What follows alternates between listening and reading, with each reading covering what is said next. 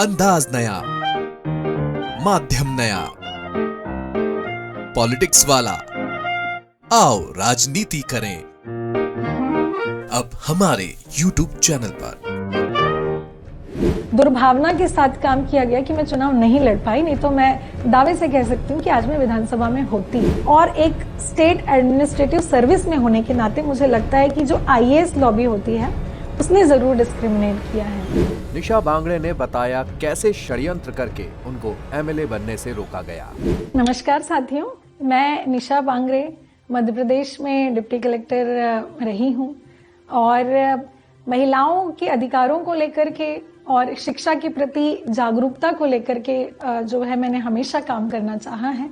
जब मैं deputy collector रही तब भी, एमएनसी में एक इंजीनियर रही तब भी, जो हमारे अभी भी संघर्ष कर रहे लोग हैं उनको हम कैसे ऊपर उठा सकें, उनको हम कैसे न्याय दिला सकें। समाज का और परिवार का दबाव ज्यादा होने से कि आप एक आइडियल हैं, आपको बहुत कुछ अचीव करना है, खुद के लिए भी करना है, परिवार के लिए, समाज के लिए भी करना है और देश के लिए भी करना है। उस समय बड़ा मानसिक तनाव से मैं गुजरी थी कि आईआईटी में सिलेक्शन नहीं हो पाया, आईआईटी में बीटेक के लिए सिलेक्शन नहीं हो पाया। क्योंकि लड़की हैं तो बहुत ज्यादा समय भी नहीं मिल सकती, लेकिन मेरे कॉलेज के प्रोफेसर, सभी टीचर्स के सपोर्ट से और सभी बच्चों के सपोर्ट से तो फिर मैं उससे बाहर भी निकली। मन में था कि एग्जाम को निकालना है तो पढ़ाई तो करना ही है, चाहे मतलब ऑफिस से आने के बाद समय निकाल के करना है। तो देर रात तक मैं पढ़ती थी, सुबह फिर ऑफिस जाती थी। फिर मैंने सोचा कि अब प्रीलिम्स में मेरा होने वाला है सिलेक्शन, मुझे ऐसा लगने लगा जब 1.5-2 साल मैंने पढ़ाई की साथ साथ, तो फिर मैंने रिजाइन कर दिया। सारी अपॉर्चुनिटीज थी कि आप फॉरेन में जाके काम कर सकती हैं, मतलब निश्चित को छोड़ करके आप अनिश्चित की तरफ जा रही हैं। लेकिन मैंने कहा नहीं, मुझे पूरा विश्वास है कि मेरा सिलेक्शन जरूर होगा। 17 की पीएससी में डिप्टी कलेक्टर में सिलेक्शन हुआ। फिर सिलेक्शन हो गया तो फिर तो परिवार वाले बहुत खुश, सब एकदम खुश, सामाजिक जिम्मेदारियां और ज्यादा बढ़ गई। तो मुझे ऐसा लगता है कि मैंने अपना बचपन तो नहीं जिया है, जिम्मेदारी का एहसास हमेशा रहा।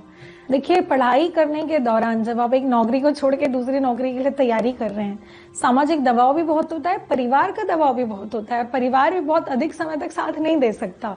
तो मैंने उसके लिए तो ये काम किया कि मैंने अपना फोन ही बंद कर दिया और इसीलिए मैंने गुड़गांव में ही रह के तैयारी की, बिना किसी कोचिंग के एमपीपीएससी की, वहीं रह करके। जरूरी था कि अपने आप को मोटिवेटेड रखना। तो क्योंकि सेविंग भी मैंने कुछ कर ली थी नौकरी करने के बाद, तो सेल्फ डिपेंडेंट होकर के और खुद के पैसे से तैयारी करना। लेकिन मुझे मालूम था कि मेरे पास 1 साल से ज्यादा का सस्टेनेंस नहीं है। तो जैसा मैंने प्लान किया बिल्कुल वैसा ही हुआ, लेकिन लोगों से दूर रह के, सोशल मीडिया से दूर रह के, फोन से दूर रह के। तो मैं सभी बच्चों को भी यही सजेस्ट करना चाहूंगी कि जो आपको डीमोटिवेट करता है, कुछ समय के लिए, क्योंकि परिवार है, आप उनसे तो नहीं अलग हो सकते, लेकिन कुछ समय के लिए अपने एम को अचीव करते तक तो दूर होना पड़ेगा। एक अधिकारी रहते हुए मैंने बहुत प्रयास किए कि शिक्षा, बच्चियों की पढ़ाई है ना, उसको लेकर के मैं ज्यादा काम करती थी। स्कूल, आंगनबाड़ी, गांव में रहने वाले बच्चों को कैसे समान अवसर मिले शहर में रहने वाले बच्चों के जैसे। अधिकारी कर्मचारी अपने जिम्मेदारियों को अगर पूरा कर ले तो वो समस्याएं नहीं होंगी। देखिए, बहुत संभावना थी कि मैं चुनाव लड़ लेती, लेकिन इस तरह के षड्यंत्र रचे गए, दुर्भावना के साथ काम किया गया कि मैं चुनाव नहीं लड़ पाई, नहीं तो मैं दावे से कह सकती हूँ कि आज मैं विधानसभा में होती। लेकिन अगर आज मैं नहीं हूं तो वो भी समाज की देन है, आज मैं जो भी हूं वो भी इस समाज की ही देन है। मुझे भेदभाव महसूस हुआ इस बात का कि एक महिला होने के नाते हम अपनी कलम कैसे बचाएं। अंदाज नया, माध्यम नया, पॉलिटिक्स वाला। आओ राजनीति करें अब हमारे